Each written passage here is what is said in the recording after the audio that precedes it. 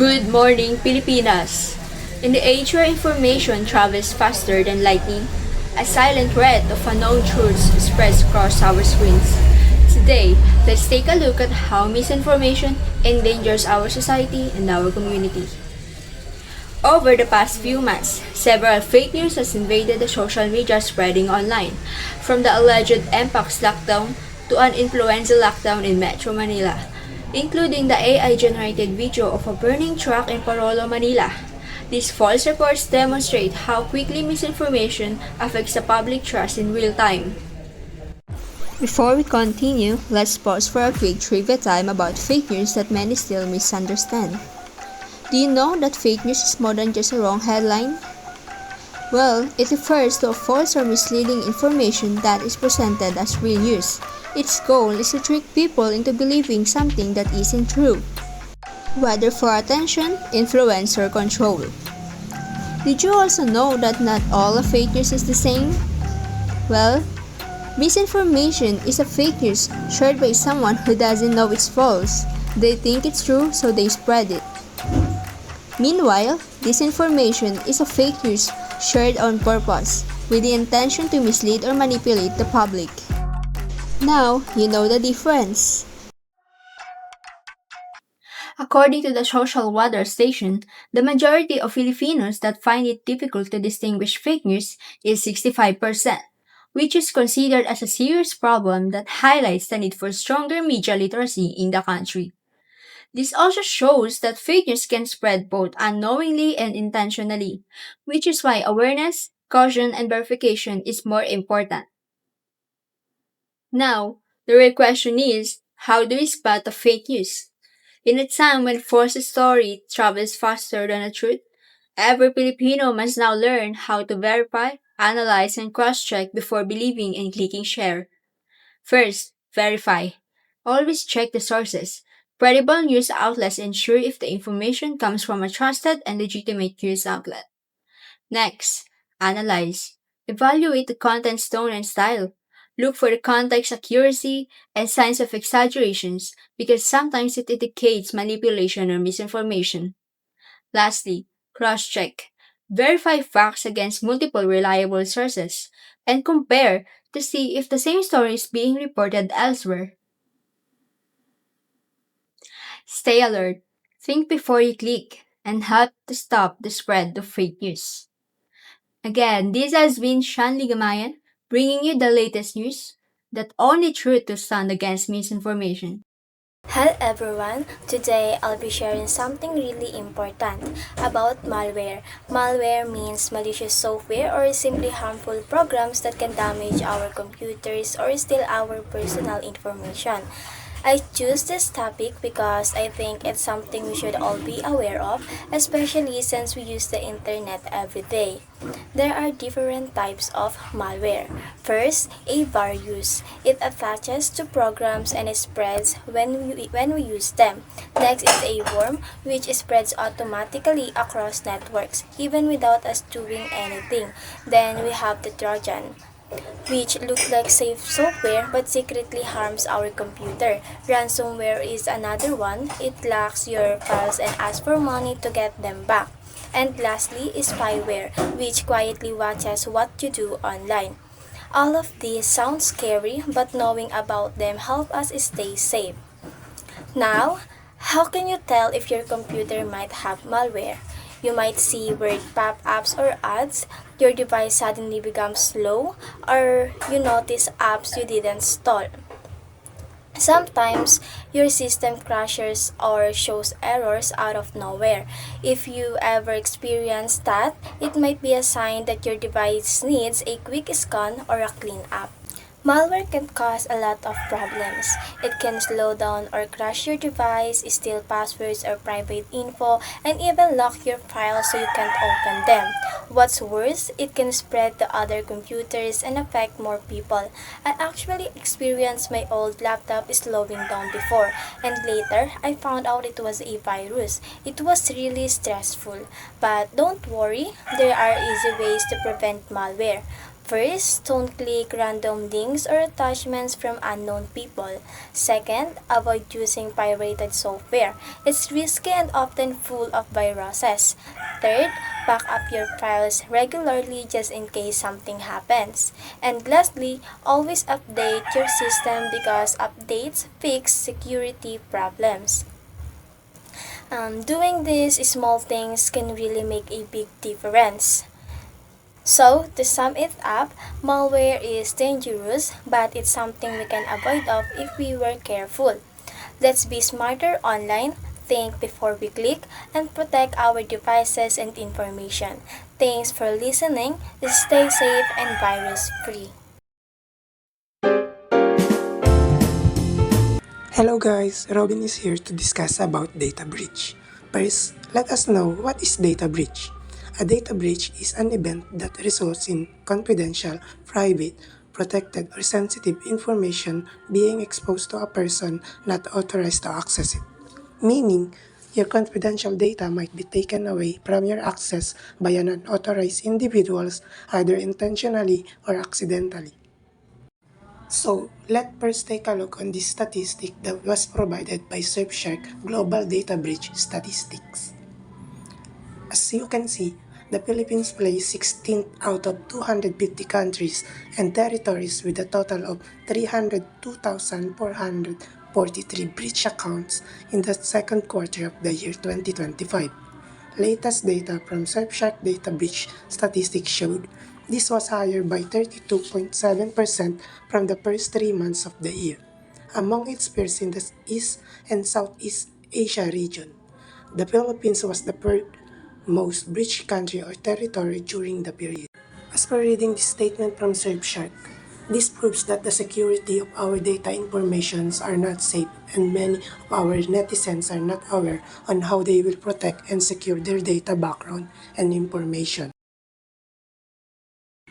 I will give some warning signs to you of data breaching. First, suspicion login attempts. Logins from an unfamiliar IP addresses or locations, multiple failed login attempts, unusual login times or frequencies. Second, malware or viruses, suspicious antivirus warnings, unexplained increases in pop-up messages, sudden appearance of unknown files or programs. Third, account anomalies, unusual account activity, locked user accounts, changes to account permission or access, unusual system behavior, unusual sounds or noises from devices turning on or off unexpectedly, unusual heat or overheating. Aside of warning signs, these are the effects of consequences of data breaching. First, financial theft. Stolen financial information can lead to unauthorized transactions, credit card fraud, and drain bank accounts. Identity theft. Exposed personal data can be used to impersonate individuals, open fake accounts, or commit crimes. Reputational damage. Data breaches can damage an organized reputation, erode customer trust, and lead to loss of business. Legal and regulatory penalties. Organization may face fines, lawsuits, and regulatory penalties for non-compliance with data protection laws. Loss of intellectual property. Breaches can result in the theft of sensitive business information, trade secrets, or proprietary technology. There are problems, of course, there are also solutions. With the help of this prevention method, we can minimize the risk of data breach or breach. First, implement robust security measures. Use encryption, firewalls, and intrusion detection systems. Conduct regular security audits. Identify vulnerabilities and address them promptly. Use strong passwords. Enforce strong password policies and multi-factor authentication. Keep software up to date. Regularly update and patch software to fix security vulnerabilities.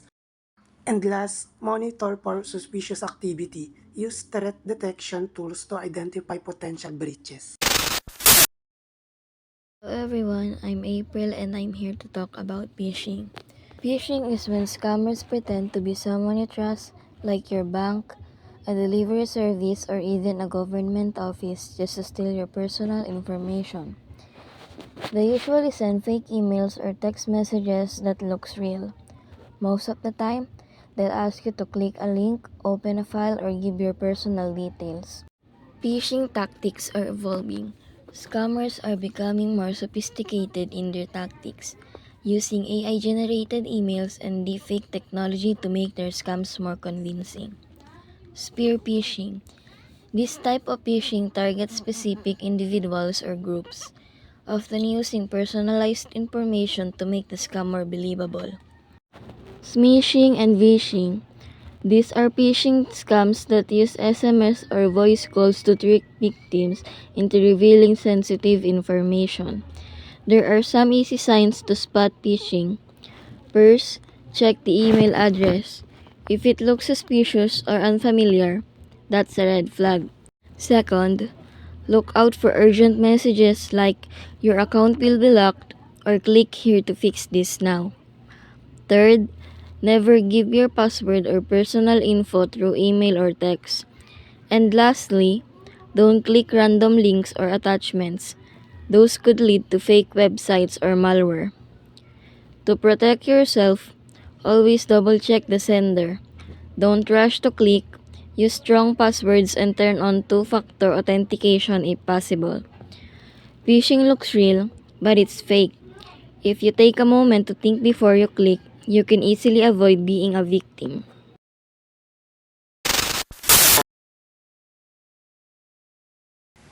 Good day, everyone. Today, I want to talk about a very important issue that affects many people in our digital world: cyberbullying. Cyberbullying happens when someone uses technology like social media, messaging apps, online forums, or even emails to intentionally hurt, threaten, or embarrass another person. Unlike traditional bullying, cyberbullying can happen anytime and anywhere, even at home, which makes it more difficult for victims to feel safe. There are many ways of cyberbullying can happen. Some common examples include spreading rumors or fake news online to damage someone's reputation, sending hurtful or threatening messages through chat apps or social media, sharing private photos or personal information without permission, creating fake accounts to insult, mock, or harass someone anonymously. The effects of cyberbullying are serious and can affect both mental and emotional health. Victims may experience stress, anxiety, or depression, and some may feel ashamed or embarrassed. It can also lower self-esteem, affect school or work performance, and even lead to social isolation, where victims avoid friends, school, or online activities to escape the harassment. Preventing cyberbullying is something we all can take part in. There are some steps to help. First, think before you post or comment. Ask yourself if your words would hurt someone. Second, be kind and respectful online just like you would in real life. Third, protect personal information by not sharing sensitive data publicly. Fourth, report or block bullies on social media or online platforms. And lastly, support friends or peers who are being bullied. Sometimes, knowing someone's cares can make a huge difference. It's also important to remember that schools, families, and communities play a role in stopping cyberbullying. They can educate students about online safety, set rules for responsible internet use, and encourage open communication so victims feel safe to speak up. In conclusion, cyberbullying is not just online drama. It affects real people, emotions, and lives. Each of us has the power to make the internet a safer place by being responsible, kind, and supportive digital citizens. Let, let us all remember to use the internet to lift others up, not tear them down. Thank you for listening, and let's all work together to stop bullying.